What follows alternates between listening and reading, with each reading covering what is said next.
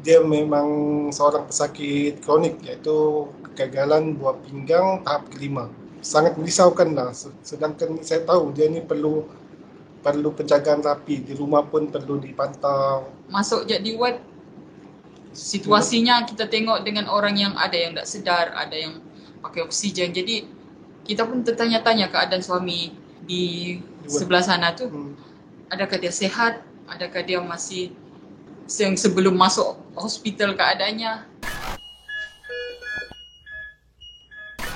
Saya disahkan positif ni sebab saya pesakit dialisis.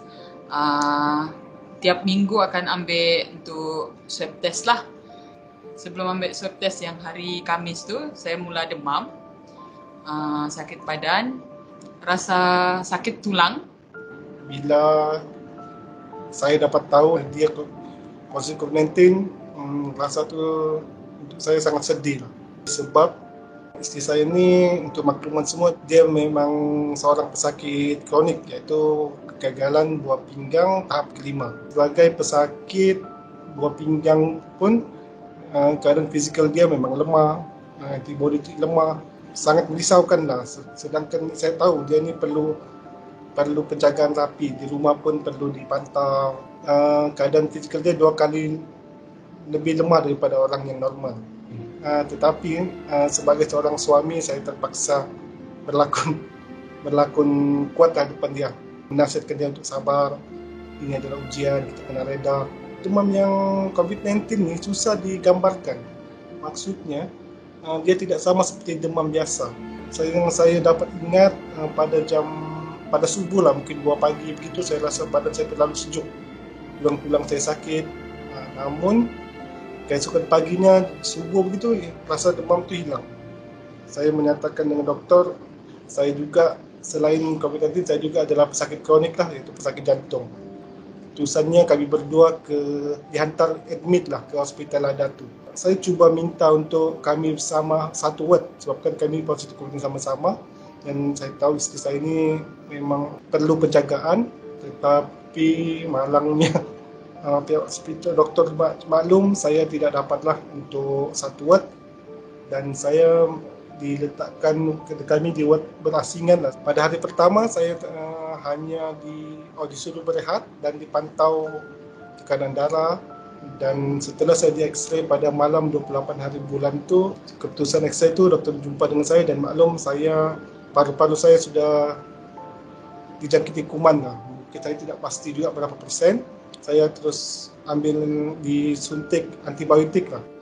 Masa saya di ward, ibu bapa saya pun masuk ward yang sama. Masa masuk tu, bapa saya kena dia on oksigen.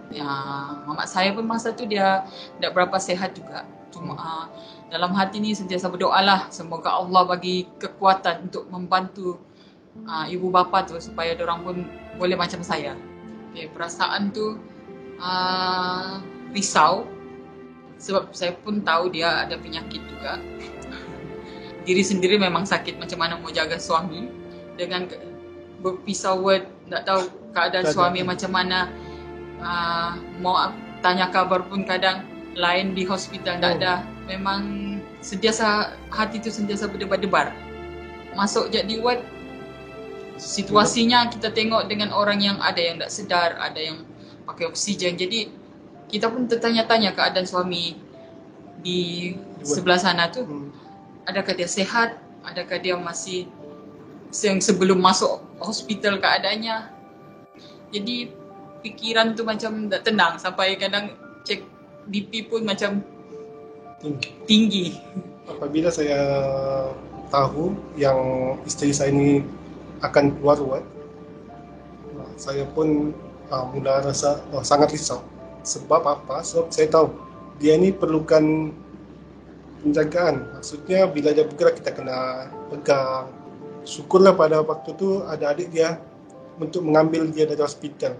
Jadi kerisauan tu berkurang. Jadi saya tahu untuk hari pertama adik dia ada temankan dia. Terpaksa minta isteri saya ni untuk check-in di hotel lah untuk sementara tunggu saya keluar. Sebab memandangkan rumah kami dengan hospital 110 km.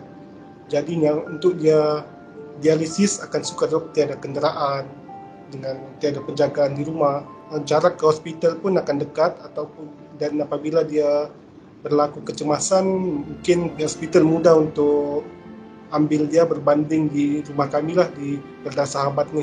Kerisauan tu bertambah apabila saya berhubungan dengan dia melalui handphone atau ni WhatsApp, dan dia cakap dia punya kesihatan merosot sebabkan dia punya simptom COVID-19 timbul setelah dia keluar dari ward.